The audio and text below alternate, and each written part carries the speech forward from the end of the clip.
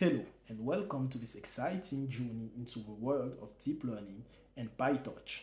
I am Regis Ngesan and today I'm thrilled to bring you part 2 of our comprehensive course on PyTorch series. So, but before we dive into the advanced topics today, just let's quickly recap what we covered in part 1. Just for the recap, in part one, we explored the fundamentals of PyTorch, including tensors, how to grad, and building our first neural network. We laid the foundation to understand the core, yes, the core concept that power PyTorch. And if you missed part one, don't worry, um, you can catch up anytime. But today's adventures takes us even deeper into the PyTorch ecosystem. We'll be unveiling advanced concepts and techniques that will empower you to create more sophisticated machine learning models and take your skills to the next level. Oh, um, what else? So for this course, here is what you can expect in part 2 of our journey. One, firstly, custom dataset and data loaders. I will show you how to work with your own data efficiently, allowing your models to learn from the ground up. Secondly, transfer learning. Yes, learn how to leverage pre-trained models to turbocharge your machine learning tasks. Um, Third, saving and loading models. So discover the art of preserving your artwork for future use. And four, I will show you model evaluation and metrics. We'll explore the tools and techniques to assess your model's performance and fine-tune it. And five, advanced optimization techniques. Enhance your training process with powerful optimization strategies. Then six, working with GPU. Unlock the full potential of your machine learning models by harnessing the power of graphics processing units. Today, I promise you a captivating journey filled with code, examples, and in-depth explanations. By the end of this course, you will have the skills and knowledge to tackle advanced deep learning projects and bring your ideas to life. So, whether you are a seasoned deep learning practitioner or, or maybe just getting started, this course has something for everyone. So, I encourage you, I encourage you to code along and explore the fascinating world of PyTorch with me. All right, um, let's not waste any more time. Without further ado, let's embark on this fantastic journey into the comprehensive course on PyTorch, part 2, of course. Ready? Let's dive in. But before we jump into the first topic, be sure to like this video and hit that subscribe button if you haven't already. That way, that way, you won't miss any future updates or exciting courses. Um, and yes, of course, if you have any question or insights throughout the course, feel free to drop them in the comments below and I will be there to assist. And don't forget to follow me on social media for more great contents. So, let's go. Hello everyone, and welcome back to the second part of our comprehensive course on PyTorch series. If you missed part 1, be sure to check it out for the fundamentals. In this part, we'll dive deeper into PyTorch's advanced features, so let's get started.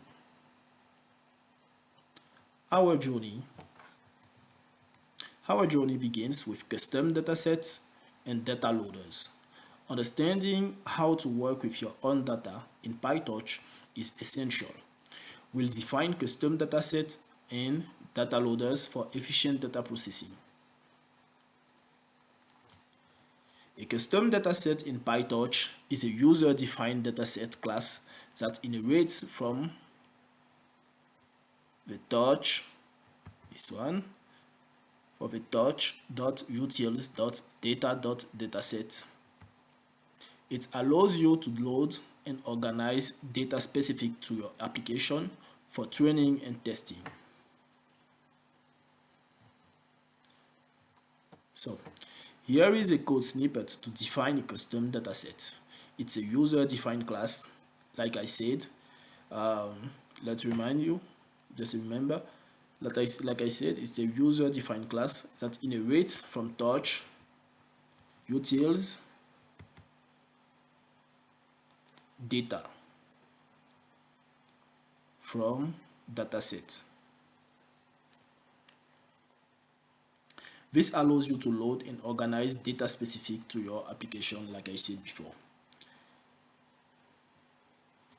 After that, here, let's explain this code. In the code, we define a custom dataset class that was the custom, custom dataset. And we define this class by subclassing torch.utils.data.dataset. This class is responsible for loading and returning data samples. The init method here,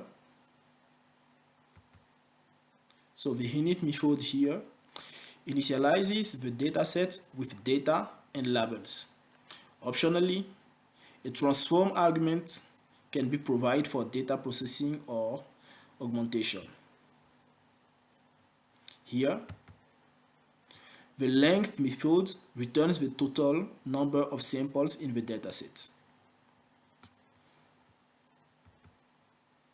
After that, here,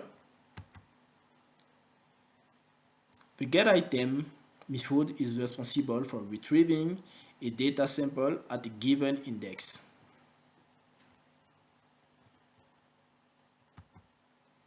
So, now, let's talk about the data loader. What is the data loader? A data loader in PyTorch is a utility that enables efficient batching and loading of data from a custom dataset. It's used for iterating over the dataset during training.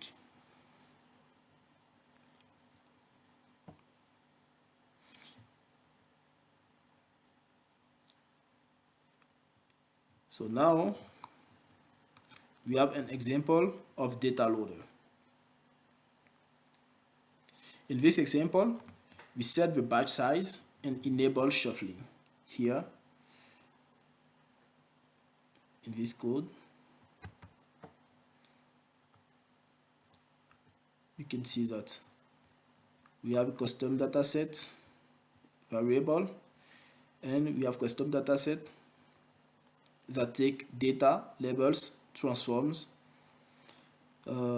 equal to transforms.compose to tensor, normalize, and we have our data loader equal to data loader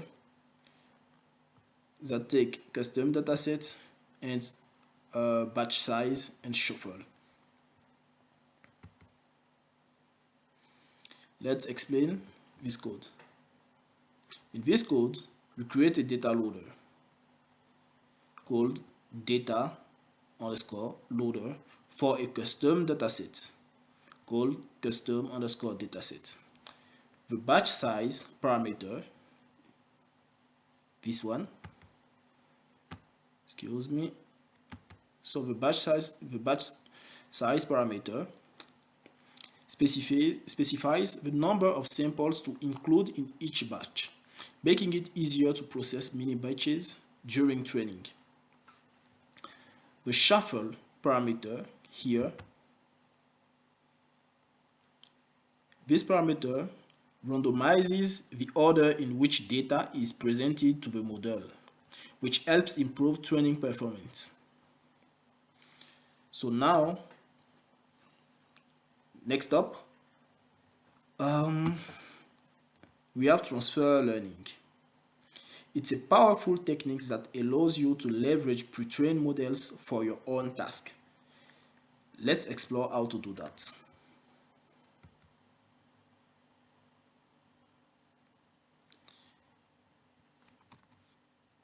So, in this code snippet, we introduced the concept of pre-trained models. We take a ResNet 18 models that's been trained on a large dataset and adapt it for our specific task by modifying the final classification layer here.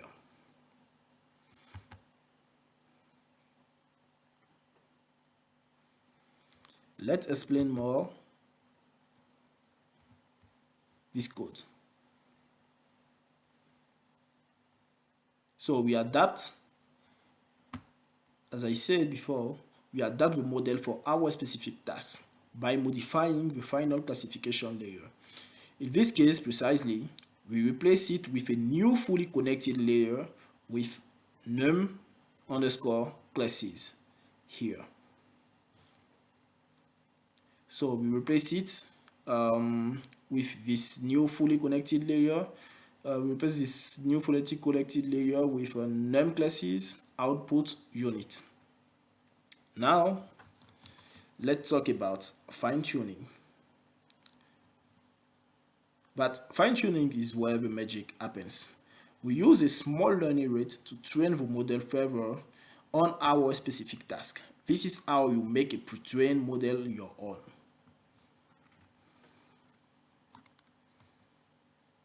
Here is a code snippet to show that. Let's explain it.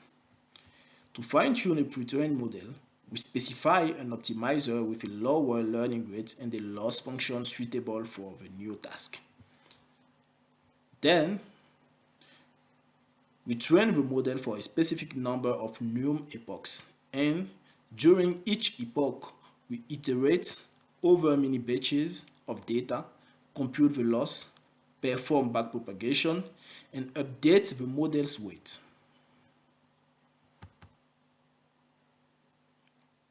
Now, let's talk about saving and loading our models.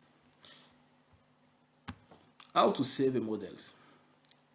By definition, in PyTorch, saving a model refers to preserving its current state, including learn parameters and architecture, so it can be reused or continued from where it left off.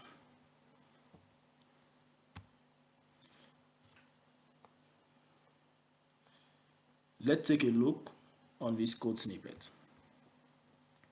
Here, to save a model, we use torch.save to save a model's state dictionary to a file. After saving your models, we want to load your models. How to do that? Loading a model in PyTorch means reconstructing the model's architecture and loading the saved parameters from a file so that the model can be used or continued from a previous state. Here is a code snippet to show that. Let's explain it. To load a saved model, we first create an instance of the model architecture and then load the saved state dictionary using model.load stateDict here.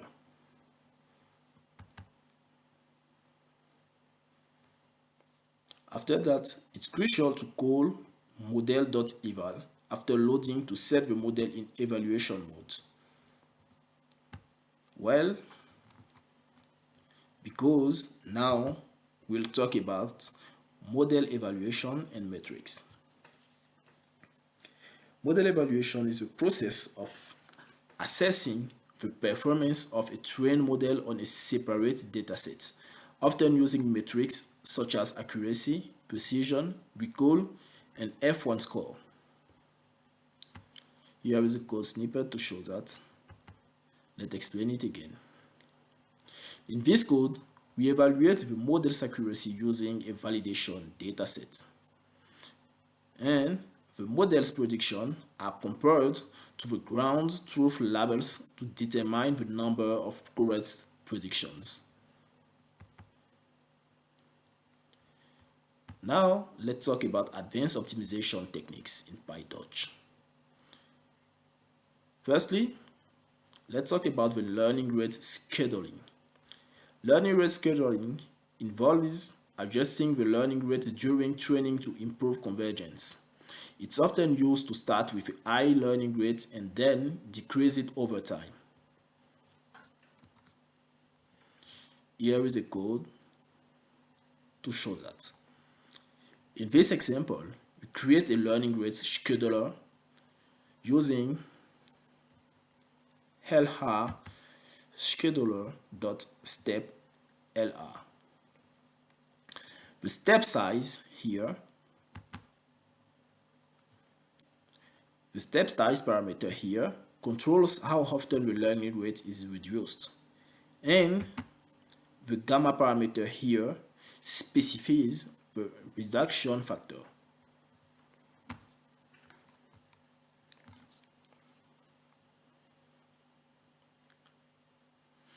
So, and last but not least, working with GPU. We'll explore how to leverage the power of GPUs for faster training.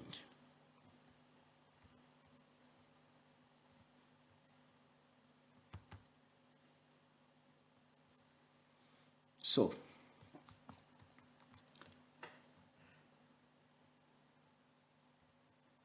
here is a code to show how to use GPU acceleration with PyTorch.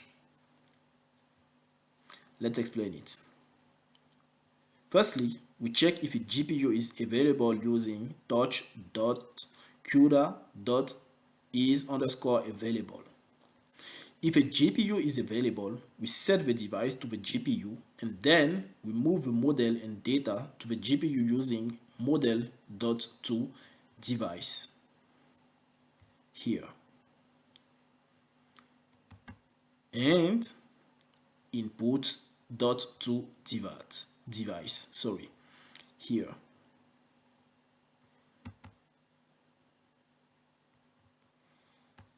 So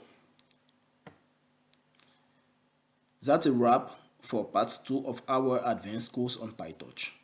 We covered custom datasets, transfer learning, saving and loading models, model evaluation, advanced optimization techniques, and GPU acceleration. Thanks for joining me. If you found this video helpful, please like and subscribe for more exciting content. Stay tuned for the next part of our PyTorch series. Until then, happy coding.